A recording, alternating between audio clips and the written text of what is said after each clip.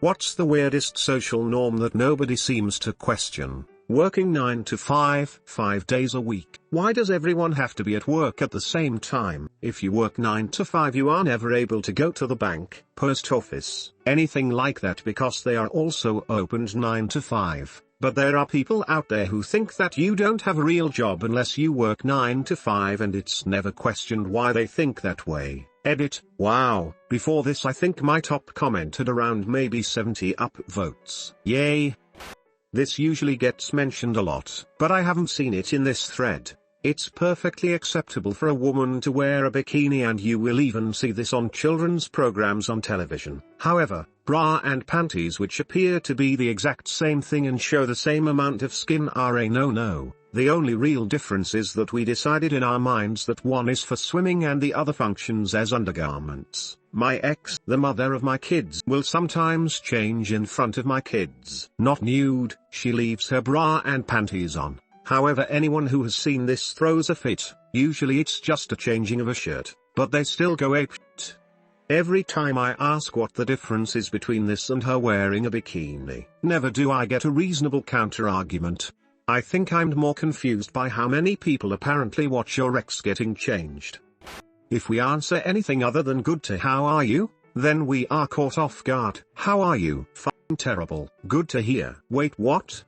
Not really a social norm, but it just blows my mind that tall buildings actually skip naming floor 13, goes right from 12 to 14 because of retarded superstition. Adults do this. I think it's gone from superstition to tradition. How when we see someone that we kind of know in public, we do not acknowledge them and pretended to not know who they are. Please don't see me. Please don't see me. Please don't see me. Hey. Woman wears skirt, it gives her comfort. Man wears skirt, everyone is fat. I just really want to wear skirts. One of these days, I'll give up on society and just do it. Buy yourself a kilt and if anyone asks about it put on your best Scottish accent. Practice first, and start shouting things like, you go a problem with the laddie? Nobody messes with an angry Scotsman. So in Russia when somebody asks you how's your day going or how are you, we respond with how it really is, so if you're having a bad day you tell the person. In America the response is either positive or usually nothing less than okay when talking to someone other than a friend or family. I get that it's a small talk kind of greeting, but OMG it bugs me. I'm in Romania and if you answer good, every time you see that same person, as you would in America, they grow suspicious here that you're hiding something. No one can possibly have a good day every day. He's a liar. I sort of like that. Kinda forces you to keep it real. That carrying a small, convenient bag of items you'd like to have with you day to day is somehow feminine and worthy of derision when men do it. Unless it falls in some narrow subgroup that's been deemed acceptable for some reason, like messenger bag or briefcase. I've had some people tell me it's because men don't use makeup, but I hardly do. My purse is full of handy things like my reading glasses, sunglasses, pens and paper, a mini first aid kit, USB stick, Tylenol. I cringe at the thought of hypothetically not being allowed to have those things with me when I need because carrying a handbag isn't something my gender does. I carried tampons around in my backpack for a while, and I'm a dude. Through most of college, actually. It was a strange chain of events leading up to it, but I essentially came to the point where I had a backpack full of random emergency shit I may need: water, deck of cards, ibuprofen, band-aids, condoms, booze, cigarettes, a lighter, so on. And during this time I started dating a girl who was really good at getting caught in public unprepared. She bought a box to keep at my place, and I decided to keep half in my backpack. The number of times she sent her friends in need to me is astounding, and they were always super embarrassed about it, but damn, I don't care. Bloody underwear sucks. Plus, tampons are amazing for when somebody gets a bloody nose or something, and for making your squeamish friends flip shit. Weddings. We blow all our money on one day that often turns out to be stressful and exhausting.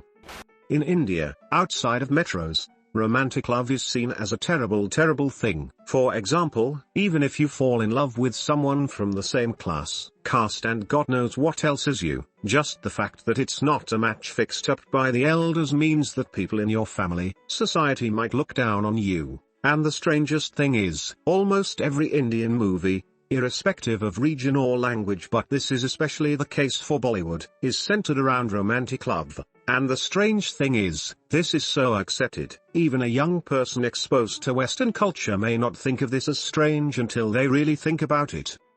People posting everything about their lives online. I understand this more than ever right now. My gran died 10 days ago and my family has absolutely flooded my Facebook newsfeed with any type of sympathy fishing material they can use. Every single day, 12 family members, easily 10 plus posts each. Even my half-sister who barely knew her is doing it. My father's wife, who she never met, is trying to post about it. My family hates my father, and even he's trying to get involved and weasel back into my poor mother's life via social media. I haven't brought myself to make a single post about her death, and some family has been a bit condescending to me about it. I just want to grieve on my own. I've never felt lonelier in my life, but I don't need the public eyes or a sorry in order to come to terms with things. Bastard poke your dead grandma or you're grounded.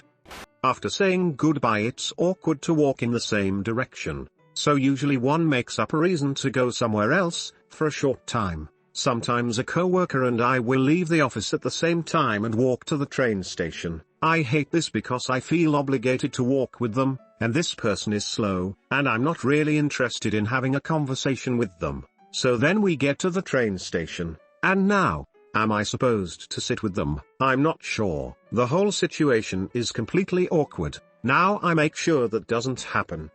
Gendered objects in some languages. Why the f should I have to work out the gender of a table before I can even talk about it? I don't care. I'm not going to try to copulate with it, so why should I care about its gender? Maybe if you took the time to care, you'd have a closer relationship with your table.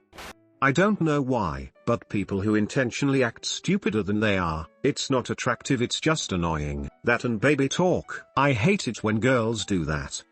Smoking, inhaling toxic fumes into our lungs that is proven to cause cancer, bad teeth, voice damage, poor circulation, and an awful smell among other things. Yet people do it all the time, and people keep picking it up. Why? Adults can't wear shoes with Velcro because kids wear them. Kids also wear pants. Buying things we can't afford to impress people we don't care about. Societal expectations, for instance, gender roles, stereotypes, expected behaviors, etc. As a straight male, it bugs me that my relationship with some of my closest female friends can't be strictly platonic in the eyes of others. I've known them just as long as my guy best friends and they're people too, so why does there have to be a difference in the way I treat them? Following this train of thought, I treat friends of both genders the same, but I have been asked if I was gay, not in a derogatory way, which make me go huh, even more, multiple times, even by some of my guy friends, because of my strictly platonic relationship with some women. Keep in mind, all of my friends are very open-minded, relaxed, progressive people who accept and are on board with all of the recent social justice stuff going on. Relax, this isn't Tumblr. I find it odd that even people who are for gender equality give me strange looks when I ask one of my lady friends to lunch because I'm bored, whereas if I had asked a guy in the same situation, nobody would have looked twice. Then, when I tell them we're just friends, they start mentally questioning my sexuality. It's honestly irking me a little. People should practice what they preach. As a straight male, it bugs me that my relationship with some of my closest female friends can't be strictly platonic in the eyes of others. As a straight female, I get the same exact thing and it pisses me off too. My male best friend is like my little brother, yet everyone's reaction is always "there's no way you two aren't hunching." Sigh. I think this mentality stems from a lack of respect for the opposite gender. They can't see a guy or a girl as anything but a potential sex partner. So they can't understand why anyone else would want to spend time with them unless they're sleeping with them or at least trying to. How women are expected to shave the hair off certain parts of their body except on top of their head. Their legs should be shaved, their face should be shaved, their armpit should be shaved, and many men prefer that their pubic area is shaved. If they don't shave, then they may be looked at as being somewhat manly. But, if their head is shaved or if their hair on their head is cut short, then they will be considered manly. It is just a weird paradigm. If a person is nice and helpful over a longer period of time, people assume that the person is in love with them. When the person tells them they are not, people get sad and stops talking with the nice person who only wanted to be a good friend. People clapping when the airplane lands. Seriously? Do these people clap when the bus or the train stops? Are they having some kind of inherent belief that basically the guy up front hasn't got a clue and it's some sheer miracle that he put down in one piece? If you like this video, you can subscribe. We'll be glad to see you here.